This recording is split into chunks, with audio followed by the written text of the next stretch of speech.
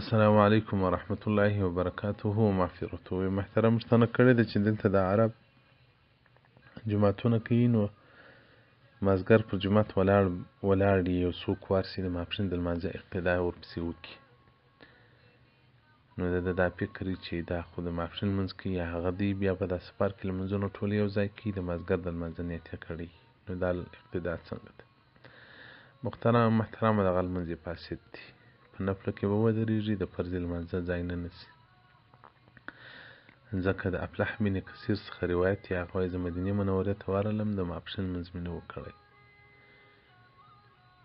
نو خلکو لمونځ کاوه، ما دا ګمان کاوه چې دوی د ماپښین لمونځ کوي، فدخلت معهم، زه له دوی سره په لمانځه کې شریک شولم او د ماپښین د لمانځه نیت مې وکړ.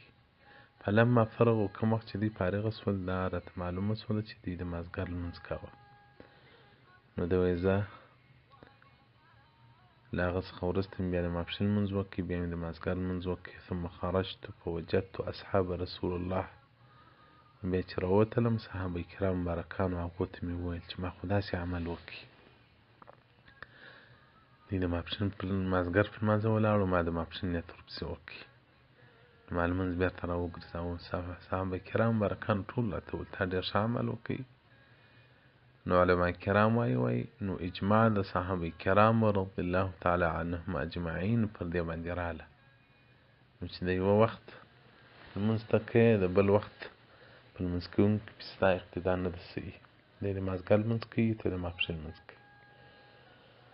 په د عربي ممالکو کې اکثریت داسې پېښېږي چې دا د لارو په مسجدانو کې دی د مازدیګر په لمانځه ولاړ دی، ته ورسې د ماپښین نیت پسې وکړې، نو دغه لمونځ دې نه دی صحیح. ور به معلومات کوي چې د ماپښین لمونځ کوي که د مازدیګر.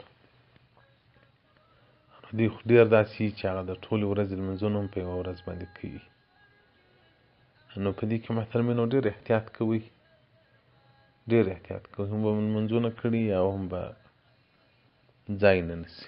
بدایع الصنایع جلد اول صفحه 646 کتاب الصلات. والسلام علیکم ورحمة الله وبرکاته ومغفرته.